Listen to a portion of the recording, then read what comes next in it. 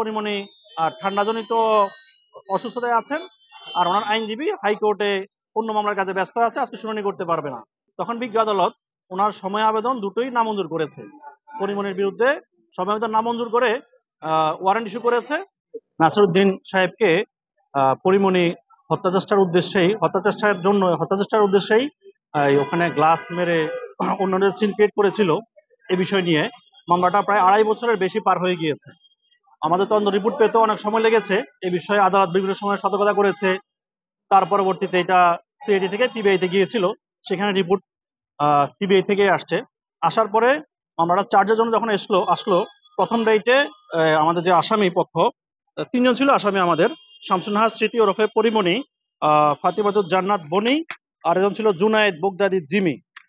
এর মধ্যে 2 নং যিনি আসামি ফাতিমাতুজ জান্নাত বনি, ওনাকে তদন্ত রিপোর্ট থেকে বলেছে যে ওনার সংশ্লিষ্টতা ওনারা সাক্ষ্য প্রমাণে পায়নি। হ্যাঁ, ওনাকে অব্যাহতির সুপারিশ করেছে, রিকমেন্ড করেছে ওনাকে অব্যাহতির জন্য বনিকে। আর যে পরিমণি যিনি বললেন পরিমণি 1 নং, আর 3 নং হচ্ছে জিমি, এই 2 জনকে অপরাধ প্রাথমিকভাবে সত্যতা পেয়েছে, সাক্ষ্য প্রমাণ পেয়েছে, সেরকম রিপোর্ট দিয়েছিল। রিপোর্ট আসার পরে যখন চার্জে আসলো প্রথম রাইটে উনি সময় নিয়েছে, দ্বিতীয় রাইটে উনি নিজে এসছে, বাট বলছে যে ওনার আইনজীবী ব্যস্ত, অন্য কোর্টে আছে বা অন্য কোথাও আছে, আজকে হিয়ারিং করতে পারছে না, সে মনে সময় নিয়েছিল। আজকেও উনি আসেনি, প্লাস ওনার আইনজীবীও আসেনি যিনি হিয়ারিং করার কথা। অন্য একজন জুনিয়র আইনজীবী এসছে, এসে বললো যে পরিমণি ঠান্ডাজনিত অসুস্থতায় আছেন, আর ওনার আইনজীবী হাইকোর্টে অন্য মামলার কাজে ব্যস্ত আছে, আজকে শুনানি করতে পারবে না। তখন বিজ্ঞ আদালত ওনার সময় আবেদন দুটোই নামঞ্জুর করেছে।